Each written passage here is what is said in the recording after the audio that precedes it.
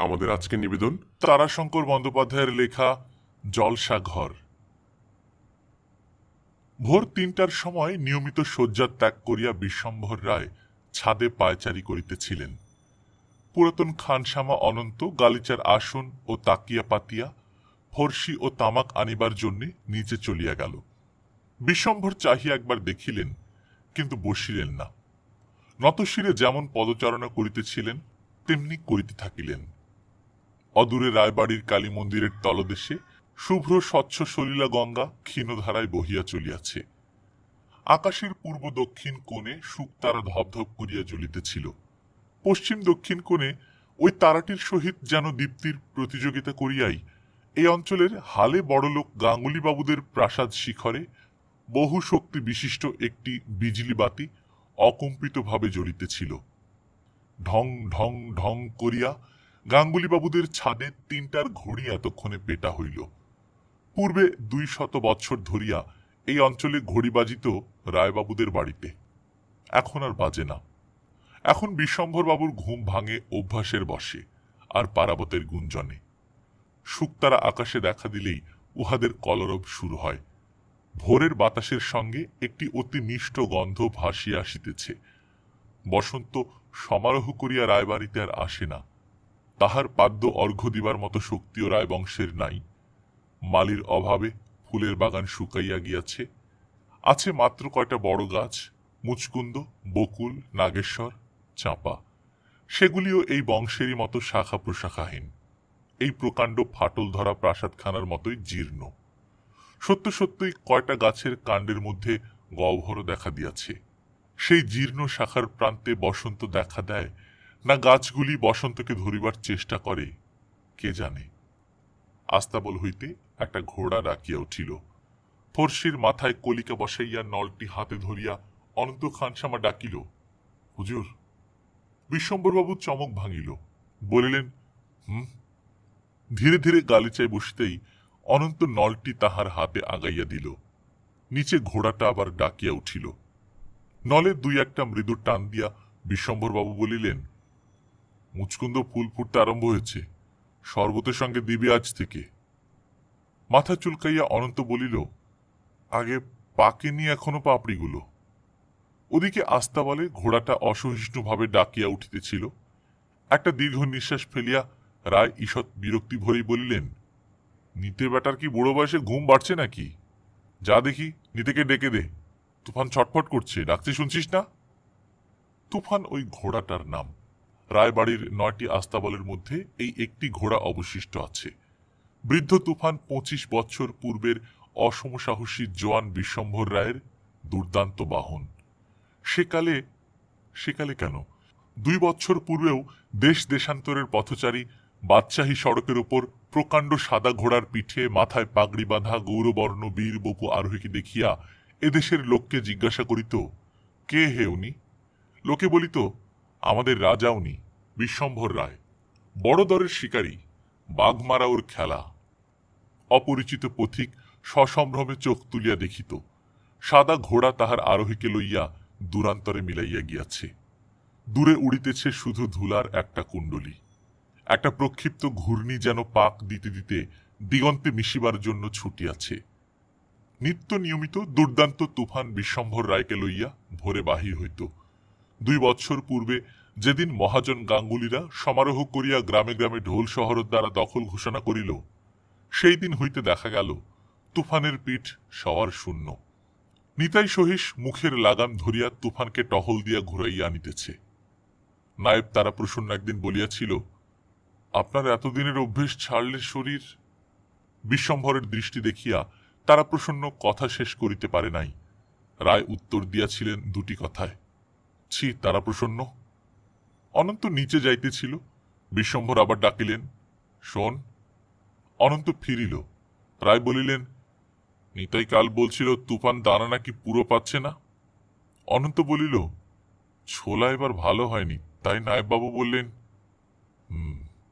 আবার ফর্সিতে গোটা কয় টান মারিয়া বলিলেন, তুফান কি খুব রোগা হয়ে গেছে? অনন্ত মৃদুস্বরে বলিল, না তেমন কই। কিছুক্ষণ পর আবার বলিলেন, দানা পুরোই দিবি, বুঝলি? নায়েবকে আমার নাম করে বলবি। যা, তুই নিতাইকে ডেকে দে। অনন্ত চলিয়া গেল। তাকিয়ার উপর ঠেস দিয়া ঊর্ধ্বমুখে বিশ্বম্ভরবাবু আকাশের দিকে চাহিয়া রহিলেন। নলটা পাশে পড়িয়া আছে। আকাশের তারাগুলি একের পর এক নিবিয়া আসিতেছিল। বিশ্বম্ভর অন্যমনস্কভাবে বোধ করি আপনার প্রশস্ত বুকে হাত বুলাইতে আরম্ভ করিলেন। 1, 2। প্রথম দিন তুফানের পিঠে সওয়ার হইতে গেলে এই পাঁজরখানাতেই ধাক্কা লাগিয়াছিল। সেদিন কি রূপ তুফানের, সে কি দুর্দান্তপনা! শান্ত হইত সে শুধু বাজনার শব্দে। বাজনা বাজিলে সে কখনো বেতালা পা ফেলে নাই। ঘাড় বাঁকাইয়া বাঁকাইয়া সে কি নৃত্য তাহার! বিশ্বম্ভরবাবু উঠিয়া পড়িলেন। অতীত স্মৃতি তারকারাজির মতো বুকের আকাশে রায়বংশের মর্যাদার ভাস্কর প্রভায় ঢাকা পড়িয়া থাকে।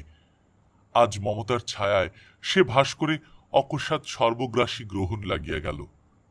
স্মৃতির উজ্জ্বলতম তারকা তুফান সেই আকাশে সর্বাগ্রে জলজল করিয়া ফুটিয়া উঠিল। আজ 2 বৎসর তিনি নিচে নামেন নাই। 2 বৎসর পরে তুফানকে দেখিতে ইচ্ছা হইল। খড়ম জোড়াটা পায়ে দিয়া রায় দোতলায় নামিলেন। চক মিলানো বাড়ির সুপরিসর সুদীর্ঘ বারান্দা রায়ের বলিষ্ঠ পদের খড়মের শব্দে মুখরিত হইয়া উঠিল। বারান্দায় সারি সারি গোল থামের মাথায় খড়খড়ি হইতে সচকিত কতগুলা চামচিকা ফরফর করিয়া উড়িয়া গেল। এপাশে অন্ধকার তালাবদ্ধ ঘরগুলার ভিতরেও চামচিকার শব্দ পাওয়া যাইতেছিল। ছাদের সিঁড়ির পাশেই বিছানা ঘর। তুলার টুকরা বারান্দায় পড়িয়াছে, তাহার পরই একটা দুর্গন্ধ। এটা ফরাস ঘর। জাজিম শতরঞ্জি গালিচা থাকে ঘরটায়, বোধহয় কিছু পচিয়া থাকিবে। পরের ঘরটায় চামচিকার পক্ষ তাড়নের শব্দের সঙ্গে ঝুনঝান শব্দ উঠিতেছে। বাতি ঘর এটা। বেলোয়ারি ঝাড়ের কলমগুলো বোধহয় দুলিতেছে। ইহার পরই এপাশের কোণের ঘরটা ছিল ফরাস বর্দারের। এই সমস্ত জিনিসের ভার ছিল তাহার উপর। ঘরখানা শূন্য পড়িয়াছে। পূর্বমুখে রায় মোড় ফিরিলেন। পত্তনিদার মহল এটা। রায়দের দপ্তরে বিভিন্ন জেলার বড় বড় ধনী পত্তনিদার ছিল। 500 হইতে 5000 টাকা খাজনা রাখিত এমন পত্তনিদারের অভাব ছিল না। তাহারা আসিলে এইখানে তাহাদের বাসস্থান দেওয়া হইত। বারান্দার দেওয়ালে বড় বড় ছবি টাঙানো রহিয়াছে। মুখ তুলিয়া রায় একবার চাহিলেন। প্রথমখানির ছবি নাই, কাঁচ নাই, শুধু ফ্রেমখানা ঝুলিতেছে। দ্বিতীয়খানার কাঁচ নাই, তৃতীয়খানার স্থান শূন্য। একটা দীর্ঘ নিঃশ্বাস ফেলিয়া রায় আবার নত মুখে চলিলেন।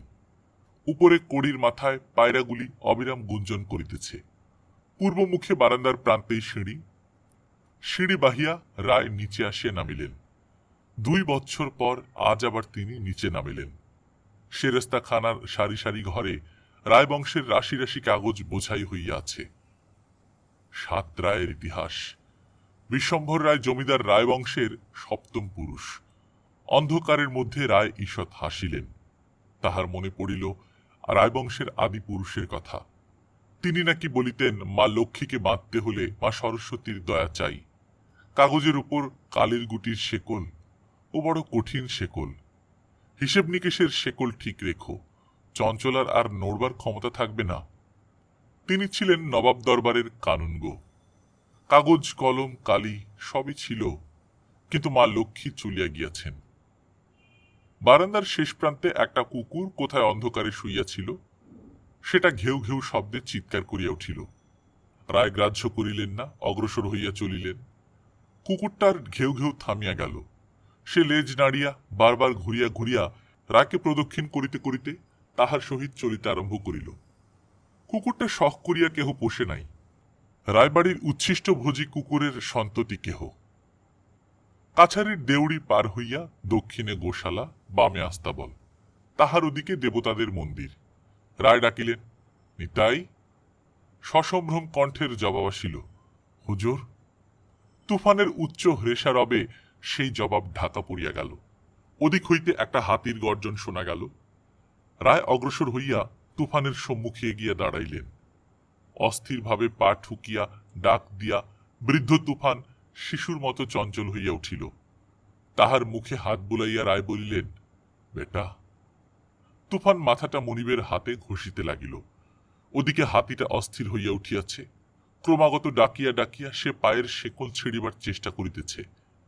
মাহুত রহমত প্রভুর সাড়া পাইয়া উঠিয়া আসিয়া আপনার হাতের নিকট দাঁড়াইয়াছিল। সে অতি মৃদু অনুযোগের স্বরে বলিল, হুজুর, ছোট গিন্নি শেকল ছিঁড়ে ফেলবে। হস্তিনীটির নাম ছোট গিন্নি। বিশ্বম্ভরবাবুর মায়ের বিবাহের যৌতুক এই ছোট গিন্নি। তখন নাম ছিল মতি, কিন্তু কর্তা ধনেশ্বর রায় স্বীকার করিয়া ফিরিতে মতি বলিতে পাগল হইয়া উঠিলেন। মতি একটা চিতা বাঘকে শুঁড়ে ধরিয়া পদদলিত করিয়াছিল। মতির প্রতি যত্নের আধিক্য দেখিয়া বিশ্বম্ভরের মা তাহার নাম দিয়াছিলেন সতীন। কর্তা বলিয়াছিলেন, সেই ভালো রায় গিন্নি, ওর নামও থাকুক গিন্নি। বিশ্বম্ভরবাবুর মা বলিয়াছিলেন, শুধু গিন্নি নয়, ছোট গিন্নি, ও তোমার দ্বিতীয় পক্ষ। রহমতের কথায় বিশ্বম্ভরবাবু তুফানকে ছাড়িয়া ছোট গিন্নির সম্মুখে গেলেন। পিছনে তুফানের অসন্তুষ্ট হ্রেষারব ধ্বনিত হইয়া উঠিল। রায় ছোট গিন্নিকে বলিলেন, কি গো মা লক্ষ্মী? ছোট গিন্নি আপনার সুঁড়খানি বাঁকাইয়া রায়ের সম্মুখে ধরিল। এটুকু তাহাকে সওয়ার হইবার জন্য অনুরোধ। রায় হাতিতে উঠিতেন সুর বাহিয়া। রায় তাহার শুনে হাত বুলাইয়া বলিলেন, এখন নয় মা। ছোট গিন্নি কথা বুঝিল। সে সুঁড়খানি রায়ের কাঁধের উপর রাখিয়া লক্ষ্মী মেয়েটির মতোই শান্তভাবে দাঁড়াইয়া রহিল। রায় কহিলেন, নিতাই, তুফানকে ঘুরিয়ে নিয়ে আয়। একান্ত সংকোচ ভরে নিতাই বলিল, তুফান আর যাবে না আজ হুজুর, আপনাকে দেখছে, আপনি সওয়ার না হলে। রায় এ কথার কোনো জবাব দিলেন না। ছোট গিন্নির সুরে হাত বুলাইতে বুলাইতে বলিলেন, লক্ষ্মী মেয়ে, মা আমার লক্ষ্মী মেয়ে। অকস্মাৎ নিস্তব্ধ প্রত্যুষের স্তব্ধতা ভঙ্গ করিয়া বিচিত্র সঙ্গীতে কোথায় ব্যান্ড বাজিয়া উঠিল। সচকিত রায় ছোট গিন্নির সুরখানি নামাইয়া দিয়া সরিয়া আসিয়া বলিলেন, ব্যান্ড বাজে কোথায় রে? নিতাই মৃদুস্বরে জবাব দিল, গাঙ্গুলি বাড়িতে বাবুর ছেলের ভাত। অভ্যাস মতো রায় বলিলেন, তুফান তখন ঘাড় বাঁকাইয়া তালে তালে নাচিতে শুরু করিয়াছে। রায় মৃদু হাসিয়া তাহার নিকট গিয়া দাঁড়াইলেন। পিছনে ছোট গিন্নির পায়ের শিকলও তালে তালে নুপুরের মতো বাজিতেছিল, ঝুম ঝুম ঝুম। রায় দেউড়ি পার হইয়া অন্ধকার পুরীর মধ্যে গিয়া প্রবেশ করিলেন। তাহার মনে পড়িল, এককালে ভোরের নহবতের সঙ্গে এমনই করিয়া নিত্য নাচিত। একদিকে তুফান, অন্যদিকে ছোট গিন্নি। দোতলায় উঠিয়া তিনি ডাকিলেন, অনন্ত, হুজুর, নায়েবকে ডেকে দে। রায় ছাদে গিয়া বসিলেন। প্রৌঢ় নায়েব তারা প্রসন্ন আসিয়া নীরবের সম্মুখে দাঁড়াইতেই তিনি বলিলেন, মহিম গাঙ্গুলির ছেলের অন্নপ্রাশন? আগে হ্যাঁ। নিমন্ত্রণ পত্র করেছে বোধ হয়। কুণ্ঠিতভাবে তারা প্রসন্ন বলিল, হ্যাঁ। একখানায় গিনি আর থালা, একটা কাঁসার থালায় পাঠিয়ে দেবে। তারা প্রসন্ন নীরবে দাঁড়াইয়া রহিল। প্রতিবাদ করিবার সাহস তাহার ছিল না, কিন্তু ব্যবস্থাটাও মনোভূত হয় নাই। রায় বলিলেন, মোহর একখানা আমার কাছ থেকে নিয়ে নিও। নায়েব চলিয়া গেল। রায় নীরবে বসিয়া রহিলেন। অনন্ত আসিয়া কলিকা পাল্টাইয়া দিয়া নলটি ধরিয়া বলিল, হুজুর। রায় অভ্যাস মতো হাতটি বাড়াইয়া দিলেন। তারপর বলিলেন, ছোট গিন্নির পিঠের গদি, জাজিম, ঘণ্টা বের করে দিবি। নায়েব যাবেন গাঙ্গুলি বাড়ি লৌকত দিতে।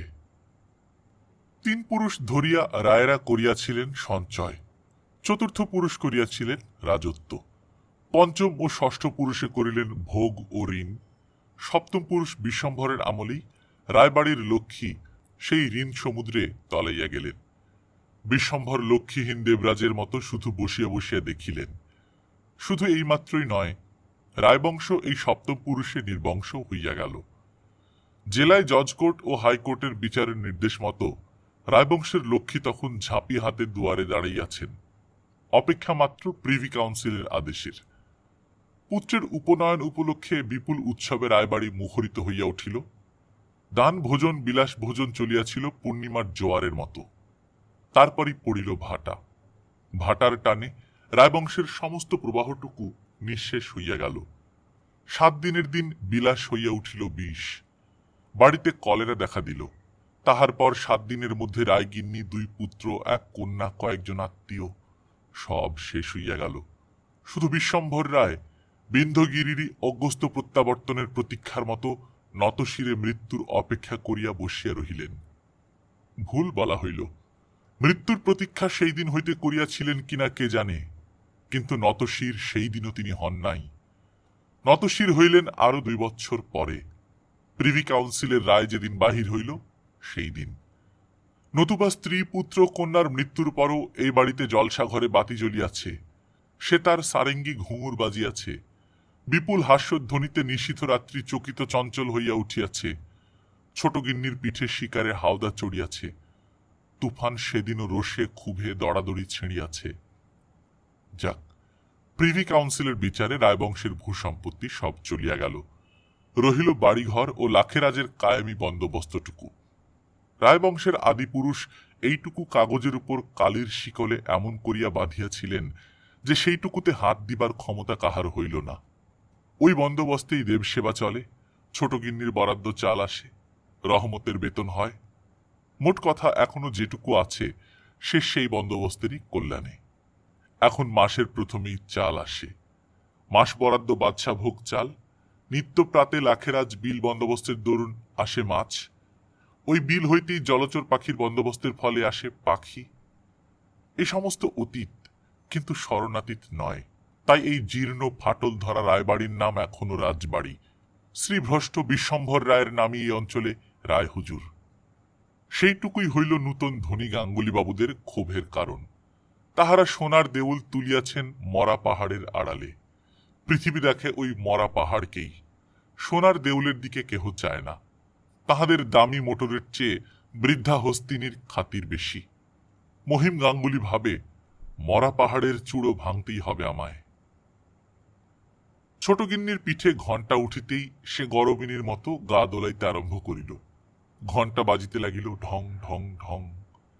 নায়েব তারা প্রসন্ন আসিয়া বিশ্বম্ভরবাবুর সম্মুখে দাঁড়াইল। বিশ্বম্ভরবাবু বসিয়াছিলেন অন্দরের হল ঘরে। এখন এই একখানি ঘরই তিনি ব্যবহার করেন। দেওয়ালে রায়বংশের কর্তাগিন্নিদের ছবি টাঙানো, সকলেরই প্রৌঢ় বয়সের প্রতিকৃতি, সকলেরই গায়ে কালী নামাবলী, গলায় রুদ্রাক্ষের মালা, হাতে জপমালা। বিশ্বম্ভরবাবু সেই ছবির দিকে চাহিয়াছিলেন। নায়েবকে দেখিয়া ধীরে ধীরে চোখ ফিরাইয়া ডাকিলেন, অনন্ত, হাত বাক্সটা দে তো। হাত বাক্স হইতে লোহার সিন্দুকের চাবি লইয়া সিন্দুকটা খুলিয়া ফেলিলেন। সিন্দুকের উপরের থাকে রায়বাড়ির লক্ষ্মীর ঝাঁপি শোভা পাইতেছিল, নিচে থাকে 2-3টি বাক্স। রায় টানিয়া বাহির করিলেন একটি অতি সুদৃশ্য বাক্স। এটি তাহার বৃতা পত্নীর গহনার বাক্স। রায় বাক্সটি খুলিলেন। বাক্সটির গর্ভ প্রায় শূন্য। অলঙ্কারের মধ্যে একটি সিঁথি রহিয়াছে। এই সিঁথিটি 7 পুরুষের বধূবরণের মাঙ্গলিক সামগ্রী। ওইটি ছাড়া সব গিয়াছে। পাশের একটি খোপে কয়খানি মোহর। এগুলির কয়েকখানি রায়গিন্নির আশীর্বাদের মোহর, কয়েকখানা যুবক বিশ্বম্ভরের পত্নীকে প্রথম উপহার। বিবাহের বৎসরই প্রথম তিনি মহালে যান। নজরানার মোহর হইতে কয়খানা তিনি পত্নীকে উপহার দিয়াছিলেন। তাহারই একখানা লইয়া নায়েবের হাতে নিঃশব্দে তিনি তুলিয়া দিলেন। নায়েব চলিয়া গেল। কিছুক্ষণ পরই ছোট গিন্নির ঘণ্টার শব্দ সুউচ্চ হইয়া উঠিল। রায় আসিয়া জানালায় দাঁড়াইলেন। ছোট গিন্নির মাথায় তেল দেওয়া হইয়াছে, ললাটের তৈলসিক্ত অংশটুকু ঘিরিয়া সিঁদুরের রেখা আঁকা। ছোট গিন্নি হেলিয়া দুলিয়া চলিয়াছে। অপরাহ্নে গাঙ্গুলিদের ঝকঝকে মোটরখানা আসিয়া লাগিল রায়বাড়ির ভাঙা দেউড়িতে। গাড়ি হইতে নামিলেন মহিম গাঙ্গুলি নিজে। নায়েব তারা প্রসন্ন তাড়াতাড়ি বাহির হইয়া আসিয়া সাদরে অভ্যর্থনা করিয়া কহিল, আসুন আসুন। অনন্ত দোতলা হইতে ঘটনাটা দেখিয়াছিল। সে তাড়াতাড়ি নিচে আসিয়া রায়বাড়ির খাস বৈঠকখানার দরজাটা খুলিয়া দিয়া চলিয়া গেল। মহিম কহিল, ঠাকুরদা কোথায়? দেখা করব যে। গাঙ্গুলি বংশ চিরদিন রায় দপ্তরের এলাকায় মহাজনী করিয়াছে। মহিমের পিতা জনার্দন পর্যন্ত রায়বাড়ির কর্তাকে বলিয়াছে হুজুর। তারা প্রসন্ন মহিমের কথার ভঙ্গিতে অসন্তুষ্ট হইয়া উঠিয়াছিল, কিন্তু মুখে মিষ্টভাবেই বলিল, হুজুর এখনো ওঠেননি, খেয়ে শুয়েছেন। মহিম বলিল, ডেকে তুলতে বলে দিন। তারা প্রসন্ন শুষ্ক হাসি হাসিয়া বলিল, সে সাহস আমাদের কারো নেই। আপনি বরং বলে যান আমাকে কি বলতে হবে, আমি বলবো। অসহিষ্ণুভাবে মহিম বলিল, না, আমাকে দেখা করতেই হবে। অনন্ত আসিয়া রূপার গ্লাসে গাঙ্গুলির সম্মুখে শরবত ধরিল। গ্লাসটি লইয়া মহিম অনন্তকে প্রশ্ন করিল, ঠাকুরদা উঠেছেন রে? উঠেছেন, আপনার খবর দিয়েছি, ডাকছেন তিনি আপনাকে। শরবত পান করিয়া উঠিয়া দাঁড়াইয়া মহিম বলিল, বাহ, গন্ধটুকু চমৎকার তো। কিসের শরবত রে? অনন্ত মিথ্যা করিয়া বলিল, আগে কাশির মশলা, আমি ঠিক জানি না। দোতলার ঘরের মধ্যে প্রবেশ করিয়াই বলিল, কই ঠাকুরদা, আপনি যে খেতে গেলেন না? বিশ্বম্ভর হাসিয়া কহিল, এসো এসো, বসো ভাই। মহিম বলিল, আমার ভারী দুঃখ হয়েছে ঠাকুরদা। তেমনি হাসিয়া বিশ্বম্ভর বলিলেন, বুড়ো ঠাকুরদাদা বলে ভুলে যাও ভাই, বুড়ো মানুষ, নিয়মের ব্যতিক্রম দেহে সহ্য হয় না। মহিম বলিল, সে দুঃখ ভুলব, কিন্তু রাত্রে পায়ের ধুলো নিতেই হবে। বিশ্বম্ভর ফর্সি টানার ভানে নীরব রহিলেন। মহিম বলিয়া গেল, শখ করে লখনৌ থেকে বাইজিয়া নিয়েছি, তাদের কদর আপনি ভিন্ন আমরা বুঝব না। কিছুক্ষণ নীরবে তামাক টানিয়া নলটি রায় রাখিয়া দিলেন। তারপর বলিলেন, শরীর আমার বড় খারাপ ভাই মহিম, বুকে একটা ব্যথা হয়েছে ইদানিং, সেটা মাঝে মাঝে বড় কাতর করে আমাকে। মহিম কিছুক্ষণ নীরব থাকিয়া উঠিয়া বলিল, আচ্ছা তাহলে উঠি ঠাকুরদা, আমায় যেতে হবে একবার সদরে, সাহেব সুবোধের নিয়ে আসতে হবে আবার, তারা সব আসবেন কি না। বিশ্বম্ভর শুধু বলিলেন, দুঃখ করো না ভাই। মহিম ঘর হইতে বাহির হইয়া আসিল। বারান্দায় একবার দাঁড়াইয়া সহসা বলিয়া উঠিল, বাড়িটা করে রেখেছেন কি ঠাকুরদা? মেরামত করানো দরকার যে। সে কথার কেহ জবাব দিল না। অনন্ত শুধু বলিল, আসুন হুজুর। গাঙ্গুলি বাড়িতে নাচের আসর আলোর ঐশ্বর্যে ঝকমক করিতেছিল। চাঁদোয়ার চারিপাশে নানা রঙের আলো, গাঙ্গুলিদের নিজেদের ডায়নামো। ইলেকট্রিক তারের লাইন বাড়াইয়া আলোর ব্যবস্থা করা হইয়াছে।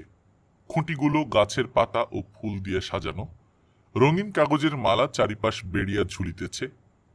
নিচে শতরঞ্জির উপর চাদর বিছাইয়া আসর পড়িয়াছে। একদিকে সারি সারি চেয়ার, অন্যদিকে ঢালা বিছানায় সাধারণ শ্রোতাদের বসিবার স্থান। খানিক দূরে মেয়েদের আসর। রাত্রি ৮টার মধ্যেই আসর ভরিয়া গেল। তবলচি সারঙ্গী আপন আপন যন্ত্রের সুর বাঁধিতেছিল। দুইজন পশ্চিমা নর্তকী পেশওয়াজ ওড়নায় অলঙ্কারে সজ্জিত হইয়া আসরে আসিয়া বসিল। আসরে কোলাহল মুহূর্তে নীরব হইয়া গেল। হ্যাঁ, রূপ বটে। গান আরম্ভ হইল। ওদিকে চেয়ারে বিশিষ্ট শ্রোতাদের মধ্যে মহিম গাঙ্গুলি বসিয়া।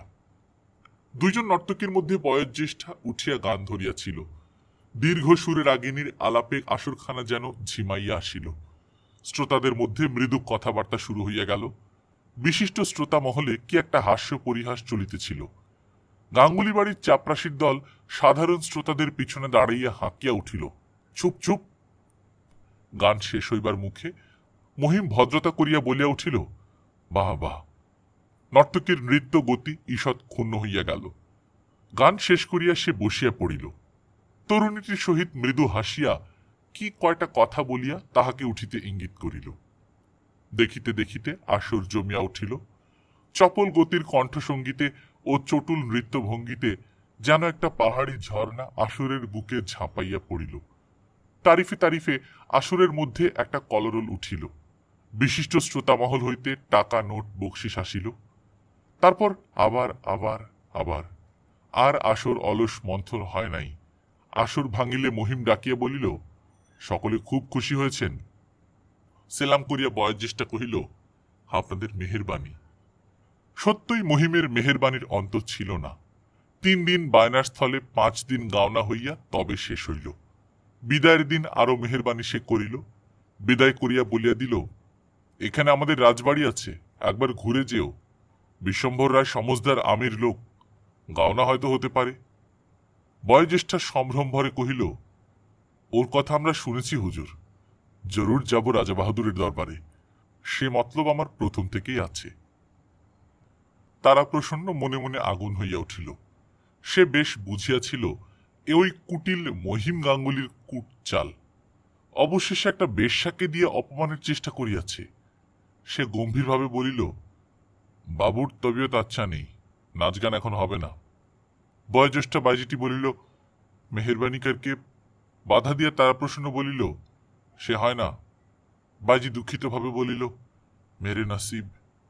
তাহারা উঠিবার উদ্যোগ করিতেছিল, এমন সময় দোতলা হইতে হাঁক আসিল। তারাপ্রসন্ন তারাপ্রসন্ন আসিতেই বিশ্বম্ভর বলিলেন, কে ওরা? নতমুখে তারাপ্রসন্ন উত্তর দিল, গাঙ্গুলিদের বাড়ি ওরা এসেছিল মুজরো করতে। তারপর একটু থামিয়া বললেন, শুধু ফিরিয়ে দিলে? সেলাম পৌঁছে হুজুরকে পাস।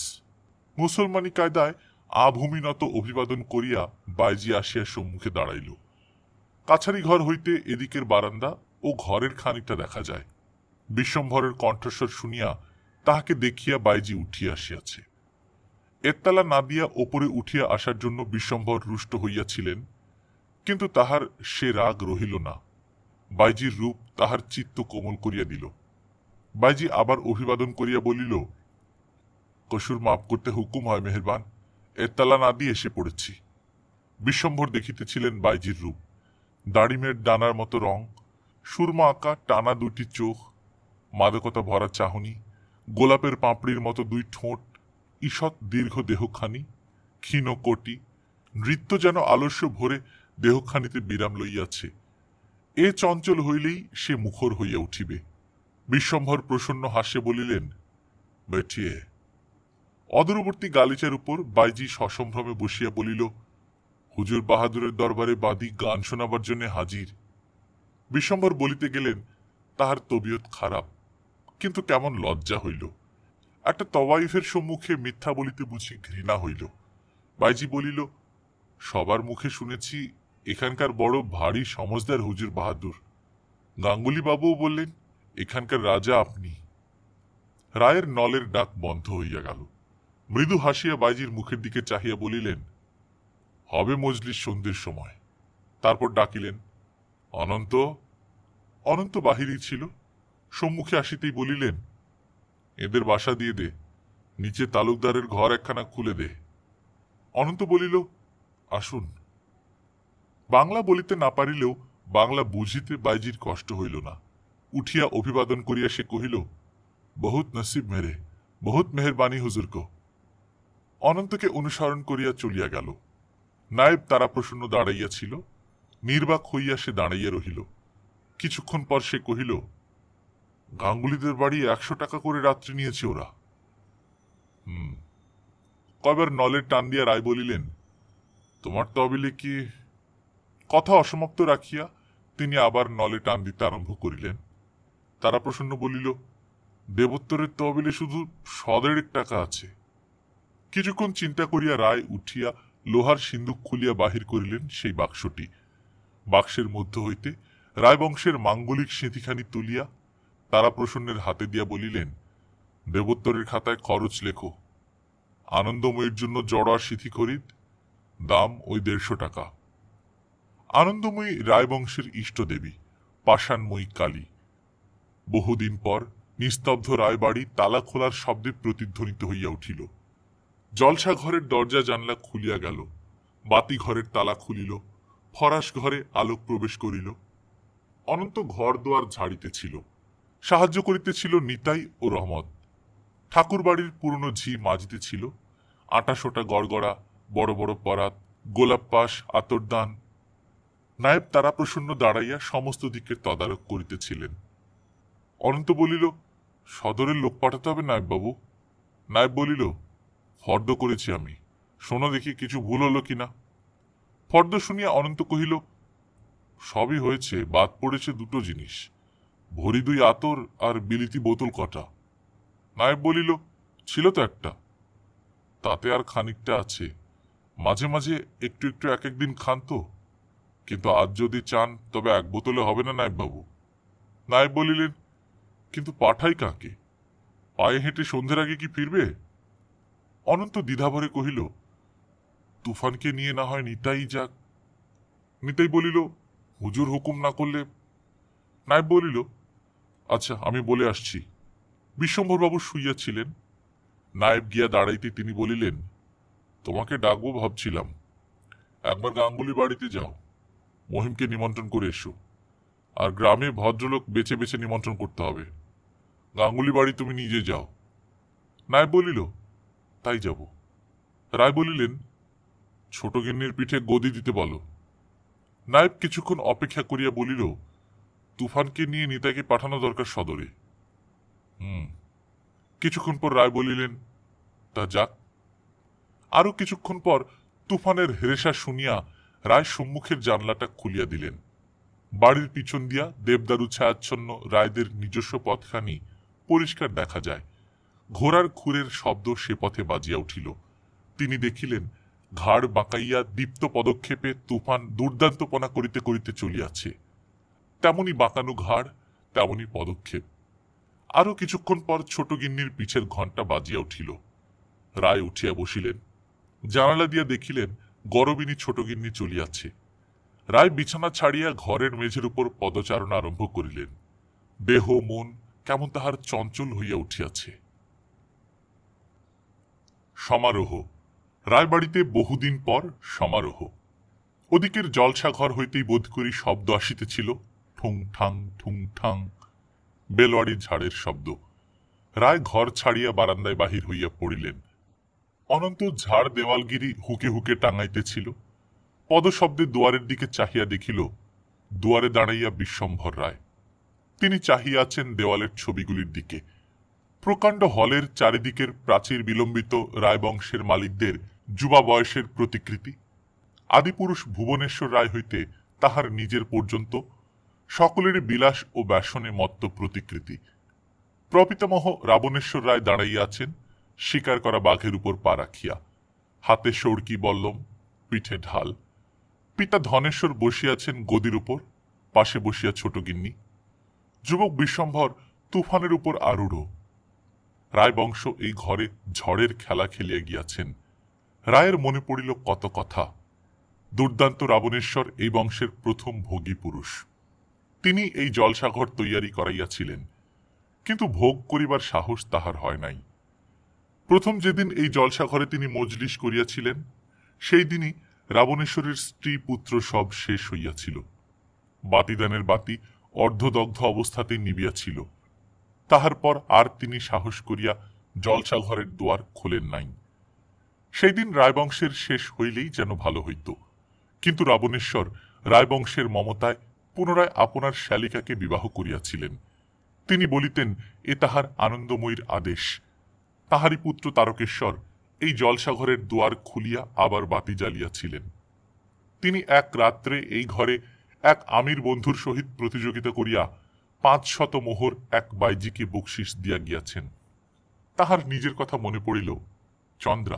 চন্দ্রাবাই আসর ভাঙার পরে বন্ধুদের লুকাইয়া চন্দ্রার সহিত আলাপ বুকের মধ্যে অক্ষয় হইয়াছে, ফুলের স্তবকের মতো চন্দ্রা। অনন্তের হাতের কাজ বন্ধ হইয়া গিয়াছিল। মনিবের মুখের দিকে চাহিয়া তাহার হাত আর সরিতেছিল না। রায়ের মুখখানা থমথমে রাঙা, যেন কোনো রুদ্ধ মুখ শিরা খুলিয়া আবদ্ধ রক্তধারা সে মুখে উৎসের মতো আজ উথলিয়া উঠিয়াছে। সন্ধ্যার পূর্বে অনন্ত পরাতের উপর রূপার গ্লাসে শরবত বসাইয়া রায়ের সম্মুখে নিঃশব্দে ধরিয়া দিল। রায় চাহিয়া দেখিলেন অনন্তের অঙ্গে জরিদার চোপদারের উর্দি, কোমরে পোট, মাথায় পাগড়ি, বুকে রায়বাড়ির তকমা। তিনি নিঃশব্দে গ্লাসটি উঠাইয়া লইলেন। অনন্ত চলিয়া গেল। কিছুক্ষণ পরে ফিরিয়া আসিয়া সম্মুখে কোঁচানো ধুতি, শুভ্র ফিনফিনে মিহি মুসলমানি ঢঙের পাঞ্জাবি, রেশমের চাদর নামাইয়া রাখিল। রায় চিনিলেন 5 বৎসর পূর্বে মুর্শিদাবাদে জমিদার বন্ধুর বাড়ি যাইবার সময় এই পোশাক তৈয়ারি হইয়াছিল। প্রশ্ন করিলেন, সব ঠিক আছে?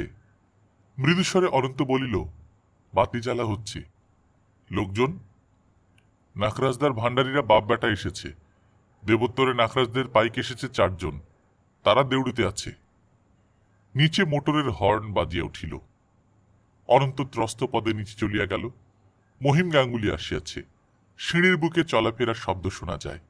নিচের তলায় অতিথি অভ্যর্থনার সাদর সম্ভাষণ, পরস্পরের সহিত আলাপের গুঞ্জন উঠিতেছে। ক্রমে জলসা ঘরে তারের যন্ত্রের মৃদু সুর জাগিয়া উঠিল।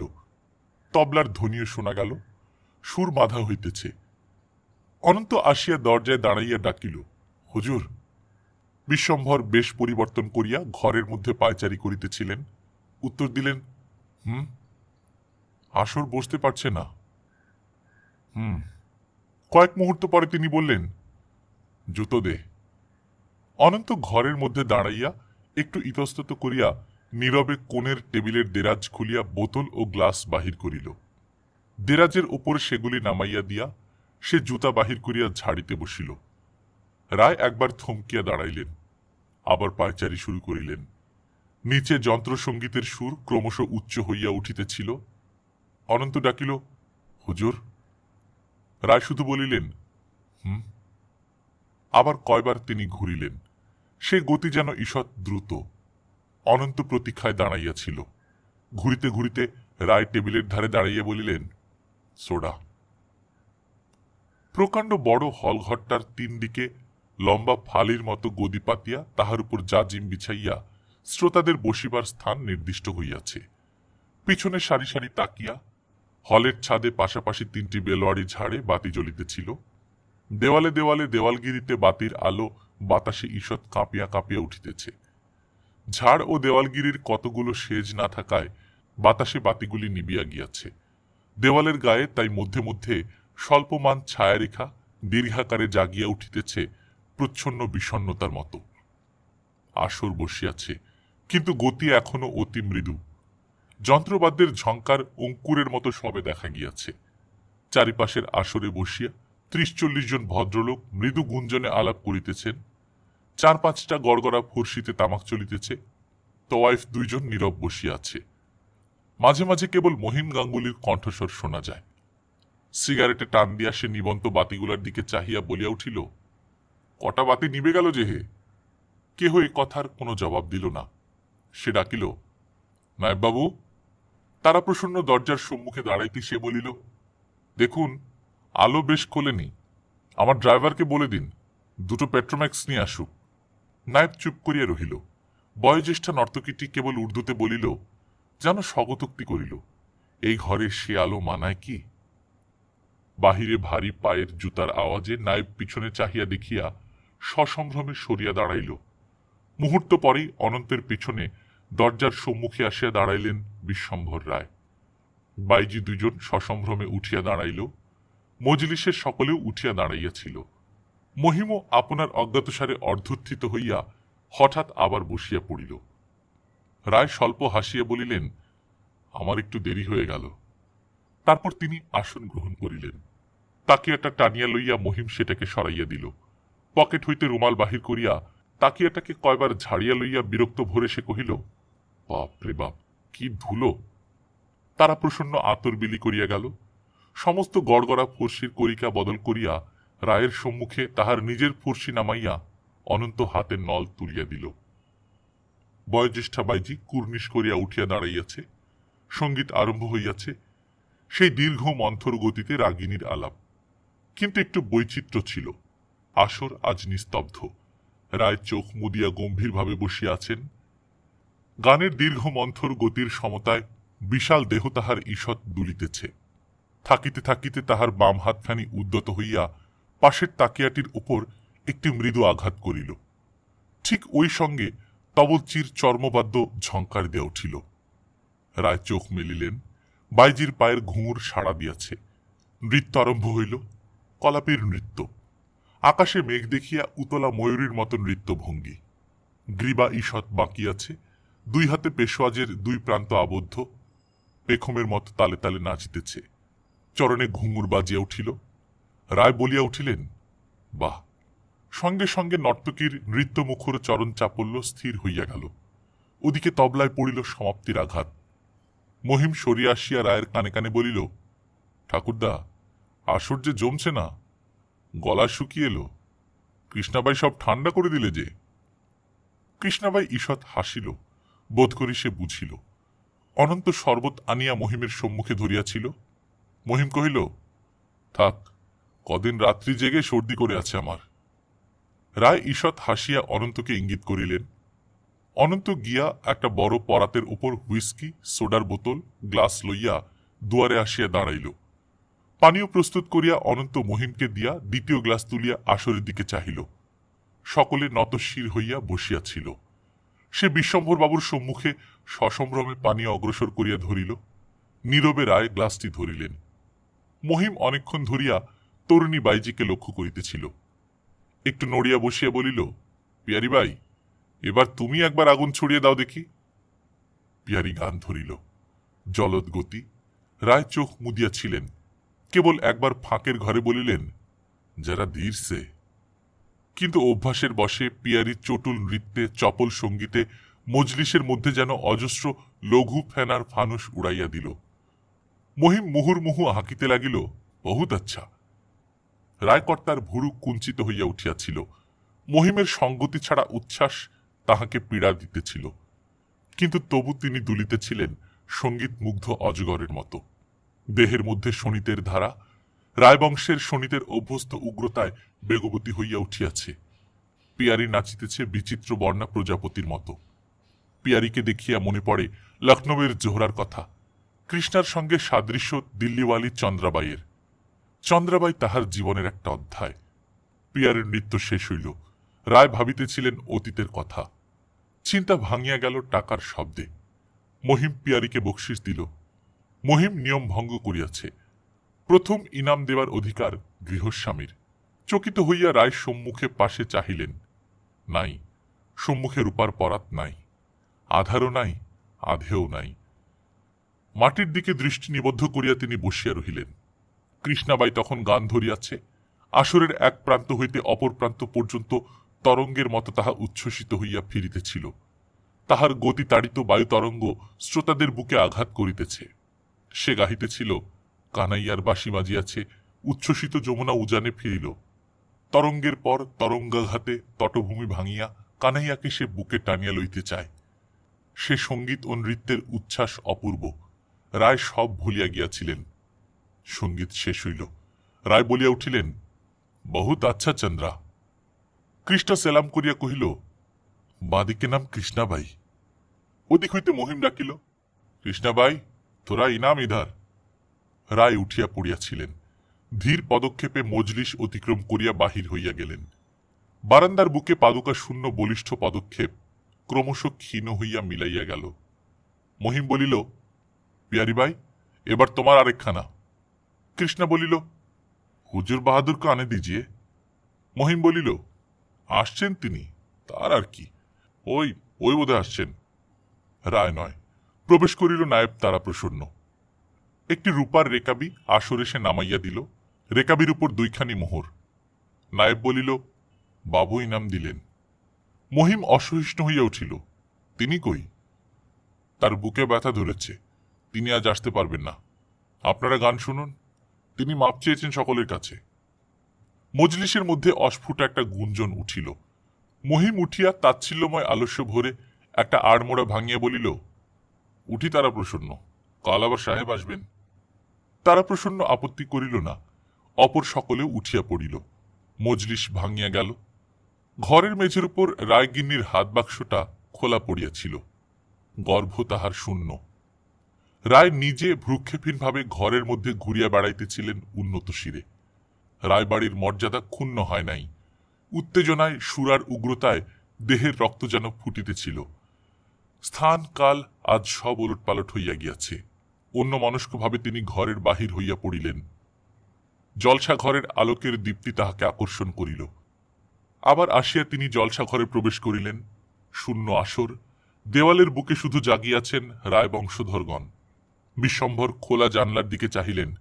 জ্যোৎস্নায় ভুবন ভরিয়া গিয়াছে। বসন্তের বাতাসের সর্বাঙ্গে মুচকুন্দ ফুলের গন্ধ মাখা। কোথায় কোন গাছে বসিয়া একটি পাপিয়া অশ্রান্ত ঝঙ্কার তুলিয়া ডাকিতেছে, পিউ কাহা, পিউ কাহা। রায়ের মনের মধ্যে সঙ্গীত গুঞ্জন করিয়া উঠিল। বহুদিনকার ভুলিয়া যাওয়া চন্দ্রার মুখের বেহাগ। মাথার উপর চাহিয়া দেখিলেন চাঁদ মধ্য গগনে। পদশব্দে পিছন ফিরিলেন। অনন্ত বাতি নিবাইবার উদ্যোগ করিতেছে। রায় নিষেধ করিলেন, বলিলেন, থাক। অনন্ত চলিয়া যাইতেছিল। রায় ডাকিলেন, এস্ট্রাজটা এনে দে আমার। অনন্ত এস্ট্রাজ লইয়া আসিল। জানালার সম্মুখে এস্ট্রাজ কোলে রায় বসিয়া বলিলেন, ঢাল। পরাতের ওপর খোলা বোতল পড়িয়াছিল। রায় ইঙ্গিত করিয়া দেখাইয়া দিলেন। পানীয় দিয়া অনন্ত চলিয়া গেল। এস্ট্রাজের তারের বুকে ছড়ির টান পড়িল।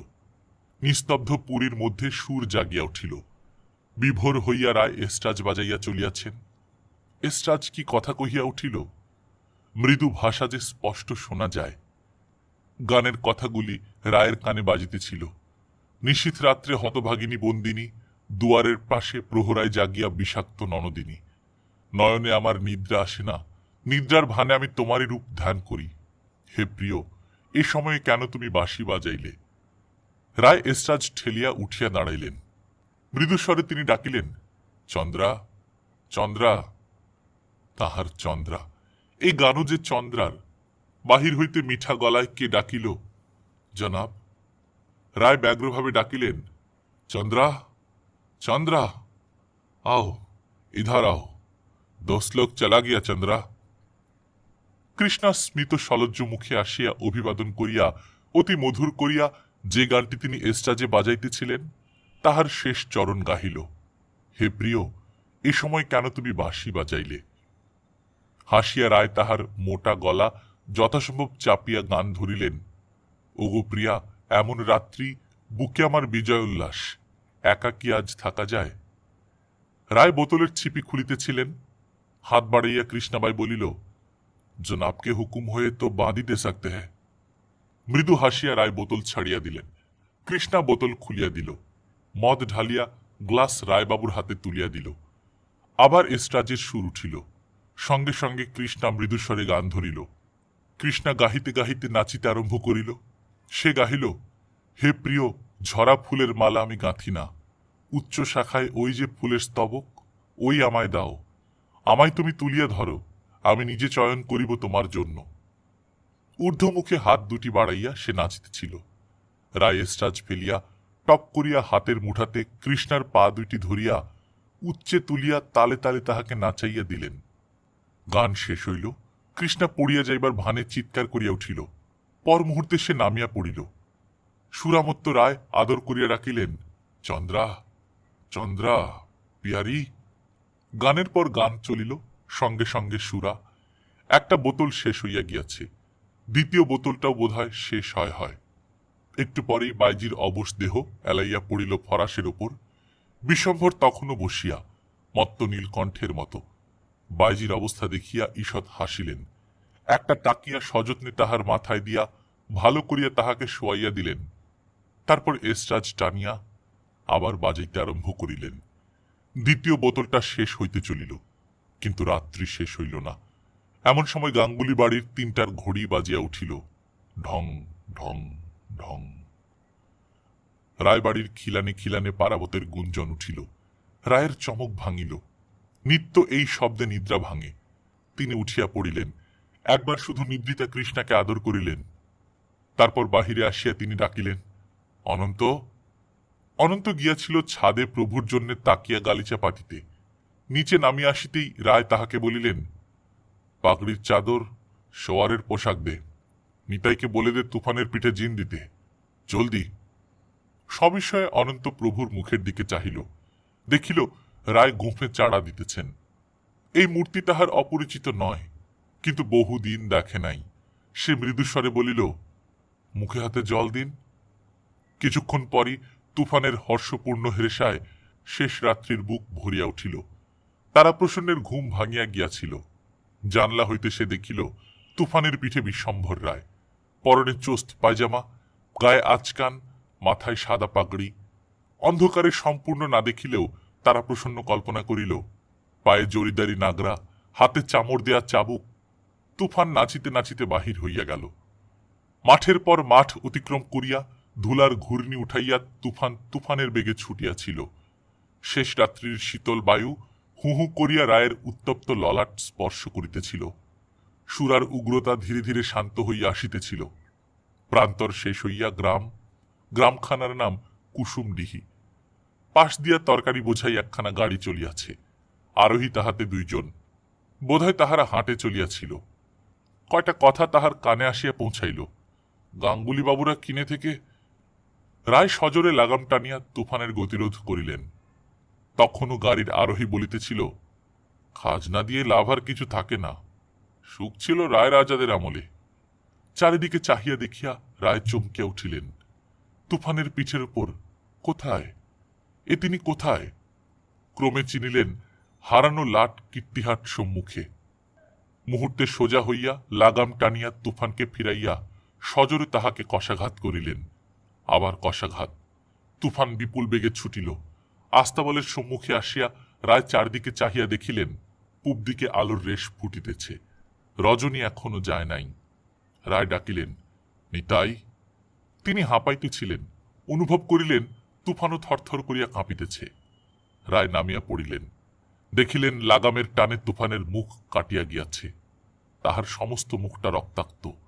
শ্রান্ত তুফান কাঁপিতেছিল। রায় তাহার মাথায় হাত বুলাইয়া বলিলেন, বেটা, বেটা। তুফান মুখ তুলিতে পারিল না। সুরার মোহ বোধ করি তখনও তাহার সম্পূর্ণ যায় নাই। বলিলেন, ভুল বেটা, তোরও ভুল, আমারও ভুল। লজ্জা কি বেটা তুফান? ওঠ, ওঠ। নিতাই পিছনে দাঁড়াইয়াছিল। সে বলিল, বড় হাঁপিয়ে পড়েছে, ঠান্ডা হলেই উঠবে। চকিত হইয়া মুখ ফিরাইয়া রায় দেখিলেন নিতাই। নিতাইয়ের হাতে তুফানকে দিয়া তড়িৎ পদে রায় বাড়ির মধ্যে প্রবেশ করিলেন। দ্বিতলে উঠিয়া দেখিলেন জলসাঘর তখনও খোলা। উঁকি মারিয়া দেখিলেন ঘর শূন্য। অভিসারিকা চলিয়া গিয়াছে। সুরার শূন্য বোতল আসরে গড়াগড়ি যাইতেছে।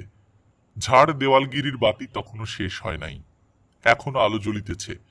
দেওয়ালের গায়ে দৃপ্ত রায় বংশধরগণ। মুখে মত্ত হাসি। সভয়ে রায় পিছাইয়া আসিলেন। সহসা মনে হইল দর্পণে নিজের প্রতিবিম্ব দেখিয়াছেন। মোহ কেবল তাহার নহে, 7 রায়ের মোহ এই ঘরে জমিয়া আছে। দরজা হইতেই তিনি ফিরিলেন। রেলিংয়ে ভর দিয়া ভিতার্তের মতো তিনি ডাকিলেন, অনন্ত, অনন্ত।